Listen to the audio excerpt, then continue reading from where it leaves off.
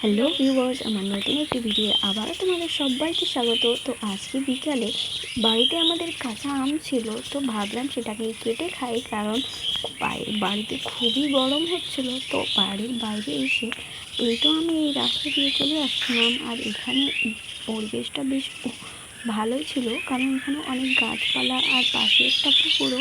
তো এখানেই আমাদের একটা কলপাড়ও আছে।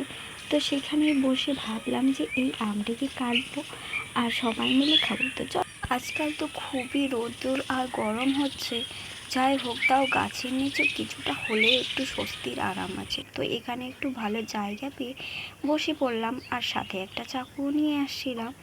তো সেটাকে আমি আবার কাটতে শুরু করলাম। আমটা আবার ভালোই বড় ছিল, যদিও আমি এই আমটা প্রথমবার খাচ্ছি, কারণ এটা আমাদের গাছে নতুন ধরছে বললেই চলে। তো মা বলছিল যে খুব মিষ্টি, এর আগেও আচার বানানো হয়েছে।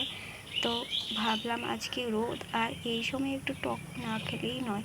তো এটাকে আমি খুব কষ্ট করে ছিলতে পারছিলাম না। তো সে যাই হোক, তো এখানে আমার মা একটা পেপারও নিয়ে আসছিলো, আর এখানে কিছু ঝাল, জিরে গুঁড়ো আর নুন। তো সেটা আমি সেখানে ঢালছিলাম, কারণ বাটিটাতে একটু সবাই মিলে খেলে অসুবিধাই হতো। তো সেখানে আমি একটু ভালো করে মাখলাম, আর এরপরে আমগুলো ছোট ছোট করে কেটে রাখতেছিলাম। আর এখানে অনেক চাকু দিয়ে কাটতে আমার একটু অসুবিধাই হচ্ছিল। তো যাই হোক, ভালোভাবে শেপ না হলেও কোনো মতোই কেটে রেখেছিলাম আমগুলোকে।